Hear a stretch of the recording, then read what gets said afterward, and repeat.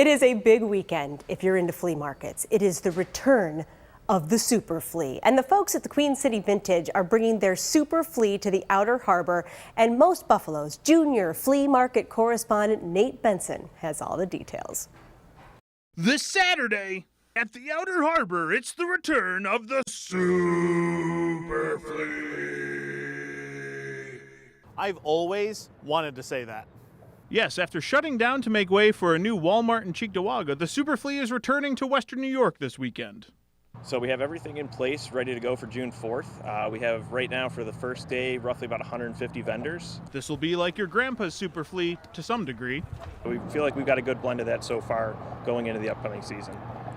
I would be able to find what I consider priceless antiques and used tires at the old Flea. Will it have that same kind of feel to it? Yes, it will have that exact same kind of feel to it. But they're making way for the side hustle businesses who may only be on Etsy and Instagram and Who don't have a place to, like a physical location for their items. So we hope to give them this opportunity to have like a placement locally to start building their following as well. But one of the big concerns the public has been clamoring about as more events are planned for the Outer Harbor is parking. Moreover, having to walk a distance to where those activities are.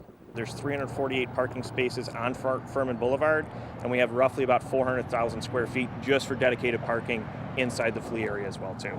So parking shouldn't be an issue getting in and out. And be mindful, there may be people who need to park close, so be willing to walk. The new Super Flea will also have a variety of food trucks on hand to quench your appetite after you're fleeing.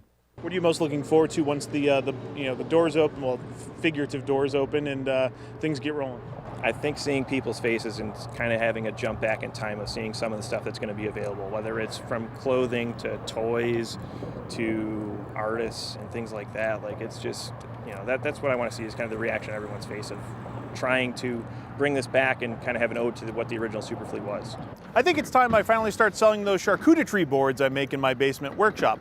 It's a charcuterie board in the shape of a Christmas tree. Charcuterie.